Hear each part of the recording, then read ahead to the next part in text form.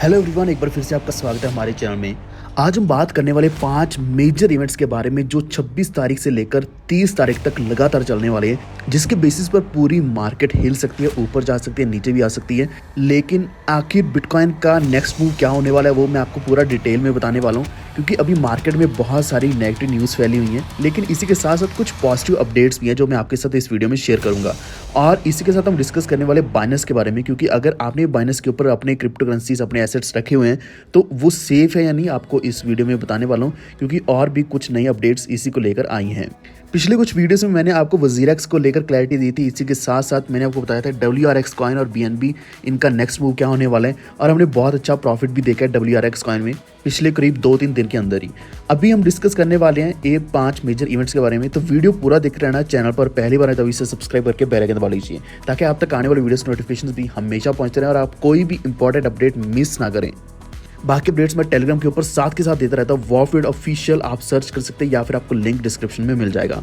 तो यहाँ सबसे पहले हम बात करते हैं कि क्या क्या अपडेट्स आने वाली हैं, जिसके बेसिस पर यहाँ पे सिर्फ हम क्रिप्टो की बात नहीं कर रहे, जिसके बेसिस पर स्टॉक मार्केट्स भी एक बड़ी फ्लक्चुएशन हमें दिखा सकती हैं, क्योंकि उसी के बेसिस पर ही क्रिप्टो मार्केट भी मूव होगी।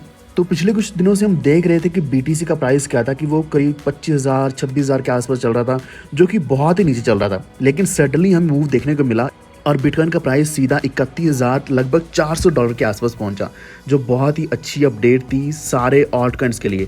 और इसी को देखते हुए आज हम ऑल्ट कॉइन्स भी देख सकते हैं। ऑल्ट कॉइन्स अच्छा मूव कर रहे हैं, अच्छा परफॉर्म कर रहे हैं। तो इस वक्त इनका डायरेक्ट कनेक्शन नहीं है ऑल्ट कॉइन्स का बिटकॉइन के साथ, बल्कि बिटकॉइन चाहे स्टेबल ही क्यों ना हो, तब भी ऑल्ट कॉइन्स अच्छा परफॉर्म करना शुरू कर चुके हैं। अगर आपने भी इथेरियम होल्ड किया हुआ है, ट्रॉन होल्ड किया हुआ है, BNB आपके पास है, सोलाना है, तो ऐसे कॉइन्स में अगर आपको अच्छा मूव चाहिए तो वो डिपेंड करेगा कि आने वाले इवेंट्स क्या क्या हैं, क्योंकि अब इवेंट्स क्या डायरेक्टली इफेक्ट करेंगे इन कॉइन्स को। तो सबसे मेन चीज़ जो है वो है GDP एंड इन्फ्लेशन का डाटा रिलीज जो होने जा रहा है। इसी के साथ सेंट्रल बैंक ऑफिशियल्स के द्वारा जो स्पीचेस डिलीवर करी जाएंगी, क्योंकि उसी के बेसिस पर इन्फ्लेशन का डाटा सामने आएगा और मॉनेटरी पॉलिसी भी इम्पैक्ट होने वाली है।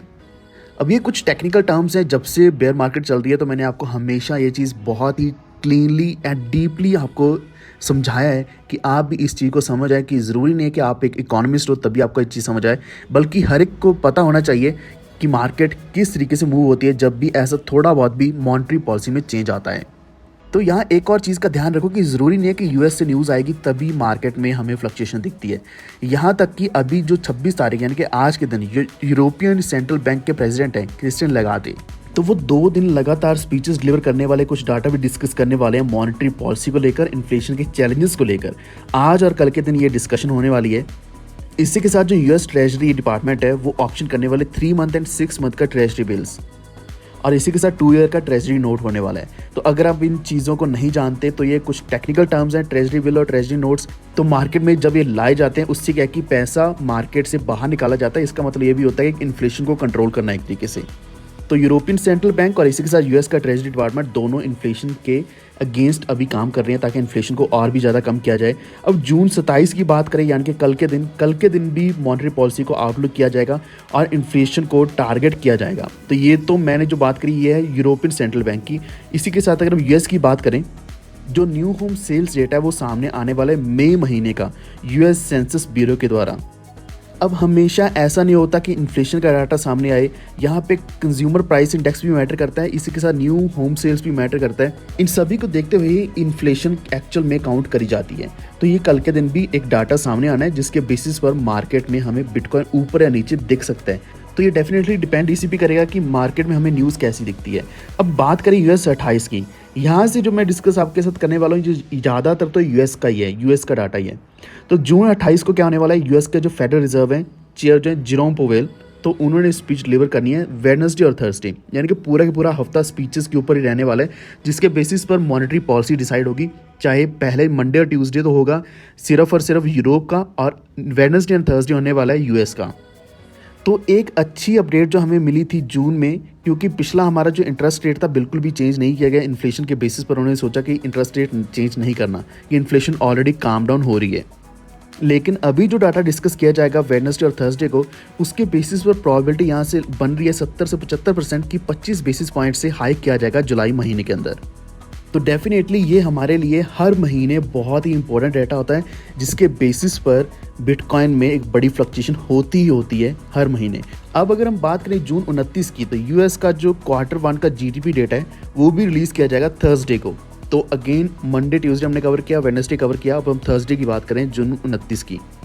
तो ये जो डाटा आएगा सामने, इसके बेसिस पर जो इन्वेस्टर्स के सेंटीमेंट है वो चेंज होने वाले, इम्पैक्ट होने वाले हैं, पॉजिटिव भी हो सकते हैं, लेकिन डिपेंड करेगा कि डाटा क्या सामने आता है।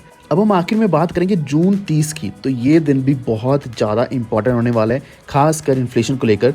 तो ये फ्राइडे वाला दिन होने वाला है, ये जितने भी इन्वेस्टर्स हैं उन सभी को इम्पैक्ट करने वाला है, क्योंकि यूएस का जो पीसी इन्फ्लेशन है, जो कि एक बहुत इंपॉर्टेंट मेज़र है या फिर टूल है जिसको इन्फ्लेशन के लिए यूज़ किया जाता है, तो उसका डाटा सामने आएगा कि मई महीने के अंदर ये कैसा रहा। तो यहाँ पे हमने यूरोप की बात करी, यूएस की बात करी, इसी के साथ अगर हम यूके के जीडीपी की बात करें तो वहाँ पे उन्होंने सरप्राइजिंगली 50 बेसिस पॉइंट का हाइक दिया था पिछले ही हफ्ते, यानी कि यूके में इन्फ्लेशन बहुत ज़्यादा है। अब ये 5 इवेंट्स मैंने आपको बता दिए, जो मोटे मोटे आपको यही बताया कि सेंट्रल बैंक के द्वारा जो भी डाटा आएगा उसके बेसिस पर डिसीजन लिया जाएंगे।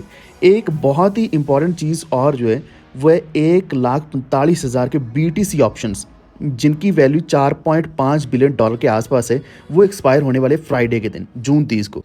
तो मुझे ऐसा ही लग रहा है कि उस दिन एकदम से प्राइस नीचे गिर सकता है, चाहे वो शॉर्ट टर्म के लिए क्यों ना हो।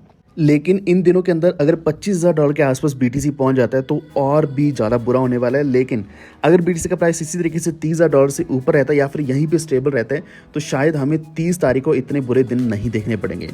तो ये आपको मैंने 5 डेट्स बता दी हैं। अब इसी के साथ अगर हम बात करें SEC की, तो वो SEC हाथ धो के पीछे पड़ा हुआ है कॉइनबेस के और बाइनेंस के, कि आपकी जो BNB है या फिर आपके जो टोकन्स हैं ये सिक्योरिटीज़ है और आपने इनको सिक्योरिटीज़ रजिस्टर नहीं करवाया, कुछ इसी चीज़ को लेकर ये पीछे पड़े हुए हैं। और ऐसा हम जानते हैं पिछले करीब 3 साल से ऐसा ही चल रहा है, जो कि XRP के साथ चल रहा है, यानी कि रिपल के साथ ये चीज़ ऑलरेडी बहुत लंबे समय से चल रही है, जिस कारण ये मार्केट में नेगेटिविटी फैलाने की कोशिश कर रहे हैं। लेकिन ऐसा खास हुआ नहीं है, क्योंकि अगर हम स्पॉट में बात करें, बाइनेंस आज भी सबसे ऊपर है, $7.4 बिलियन के आसपास इनका ट्रेडिंग वॉल्यूम है 24 आवर्स का, और आज भी टॉप एक्सचेंज होने के साथ साथ कॉइनबेस सेकंड टॉप पर है, यानी कि इनकी पोजीशंस ज़्यादा नहीं हिली हैं। हालांकि इनका जो ट्रेडिंग वॉल्यूम है वो बहुत कम हुआ है, पैसा यहाँ से निकलकर बाकी एक्सचेंजेस के ऊपर गया है, लेकिन मोस्ट प्रेफर्ड एक्सचेंज आज भी यही है सभी की। और ओवरऑल मार्केट सेंटिमेंट्स थोड़े बेटर हो रहे हैं, क्योंकि क्रिप्टो इन्वेस्टमेंट जो प्रोडक्ट्स हैं इनमें बहुत ज़्यादा पैसा देखने को मिला है पिछले हफ्ते के अंदर, यानी कि जो ETFs हैं या फिर ETPs हैं इनमें और भी ज़्यादा इनफ्लोज आने शुरू हो चुके हैं। इसका मतलब ये है कि मार्केट में क्रिप्टो करेंसीज को एक्सेप्ट किया जा रहा है। तो आज के हमारे इस वीडियो में इतना ही, लेकिन अगर आपको डिटेल्ड में बाइनेंस के बारे में इन्फॉर्मेशन चाहिए या फिर किसी और एक्सचेंज के बारे में इन्फॉर्मेशन चाहिए, नीचे कमेंट कर दीजिए, मैं नेक्स्ट वीडियो में कवर ज़रूर करूँगा। अगर आपको ये वीडियो अच्छा लगा है please like and share this video, और इसी के साथ हमारे चैनल को भी सब्सक्राइब करके बेल आइकन दबा लीजिए। Stay tuned, thank you.